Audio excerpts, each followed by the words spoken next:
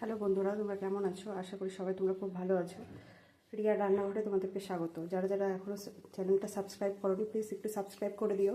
আজকে তোমাদেরকে একটা নতুন রেসিপি দেখাবো, চিকেন কষা। তাহলে চলো শুরু করা যাক। প্রথমে আমি মাংসটাকে ম্যারিনেট করে নেব। লবণ, হলুদ,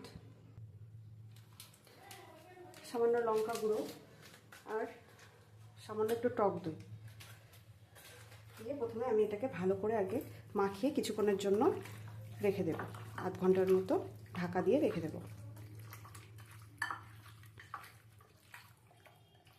সামান্য একটু সরষের তেল এর মধ্যে চাইলে অ্যাড করতে পারো।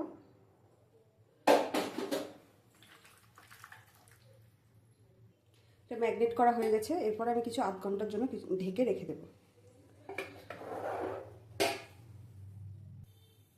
এরপর কড়াইয়ে তেল দিয়ে গরম করে এক একে পেঁয়াজ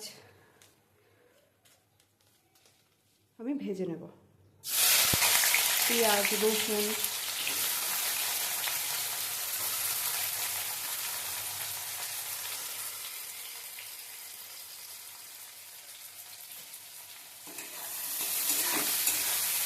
এটাকে লাল লাল করে যতক্ষণ না ভাজা হয়েছে ততক্ষণ ভেজে নেবো। এর মধ্যে গোটা গরম মশলা তোমরা চাইলে অ্যাড করতে পারো, তাহলে রান্নার গন্ধটা আরও ভালো হবে।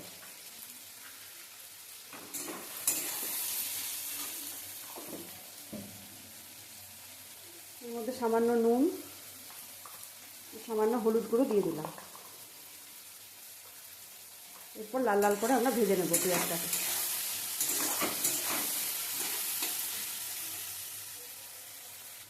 এখনও যারা যারা আমার এই ভিডিওটা দেখছো এখনও সাবস্ক্রাইব করোনি, প্লিজ একটু সাবস্ক্রাইব করে দিও।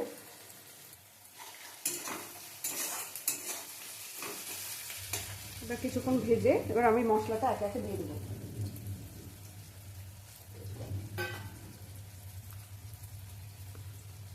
লঙ্কা বাটা,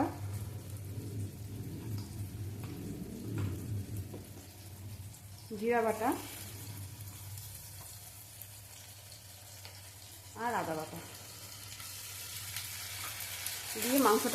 দিয়ে মশলাটা ভালোভাবে কিছুক্ষণ কষাবো।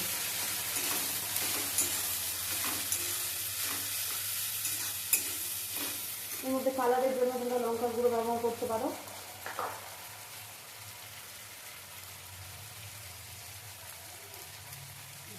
তারপর আমি চিকেন মশলাটা দিয়ে দিলাম, সামান্য হলুদ আর লবণ দিয়ে ভালো করে মশলাটা কষিয়ে নেব। এর মধ্যে সামান্য একটু চিনি অ্যাড করবো,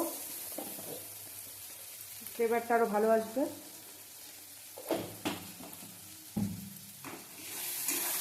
ভালো করে আমি মশলাটাকে এখন কষিয়ে নেব।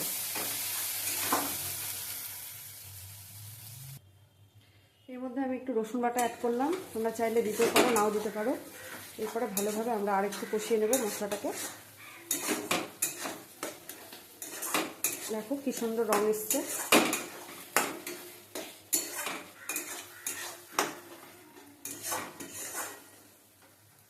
এরপর মশলা কষানো হলে আমরা ম্যারিনেট করা মাংসটা এর মধ্যে দিয়ে দেবো।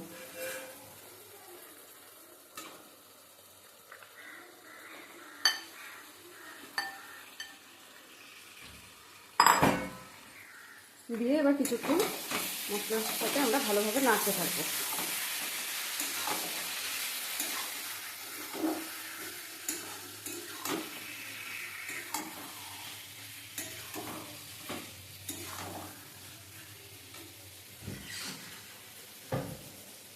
আমি আলু আগে থেকে ভেজে রেখেছিলাম, সেই আলুগুলো এবার মাংসের মধ্যে দিয়ে দেবো।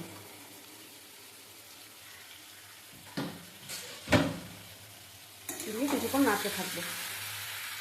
এরপর সামান্য একটু গরম জল দিয়ে আমি ঢেকে রাখবো। তোমরা সবসময় বন্ধুরা গরম জল ইউজ করবে, তাহলে গরম জল রান্নার মধ্যে দিলে কি রান্নার টেস্টটা আরও বেড়ে যায়। এরপর আমি ঢাকা দিয়ে চেপে রেখে দেবো কিছুক্ষণ। বন্ধুরা মাংসটা সিদ্ধ হয়ে গেছে, এরপর সামান্য একটু আমি কষিয়ে নেব। এরপর আমি এর মধ্যে গরম জল অ্যাড করব। তোমরা সবসময় গরম জল ব্যবহার করার চেষ্টা করবে, তাহলে তরকারির স্বাদটা আরও বেড়ে যাবে। কষানো হয়ে গেছে, এবার আমি গরম জল অ্যাড করব।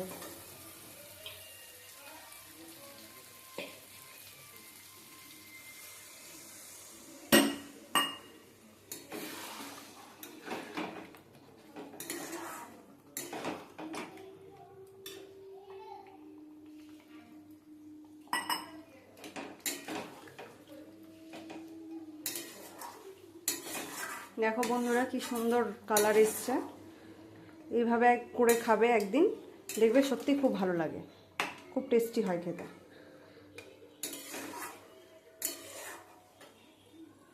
যারা যারা এখনো সাবস্ক্রাইব করোনি প্লিজ একটু সাবস্ক্রাইব করে দিও।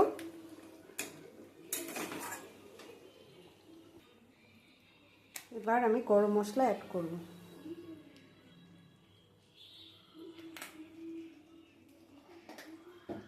তারপর কিছুক্ষণ ফুটিয়ে রেডি আমাদের চিকেন কষা। এই দেখো বন্ধুরা রেডি আমার চিকেন কষা। আজকের পর্যন্ত এই পর্যন্তই, এরপরে আবার নতুন একটা ভিডিও নিয়ে দেখা হবে। টাটা।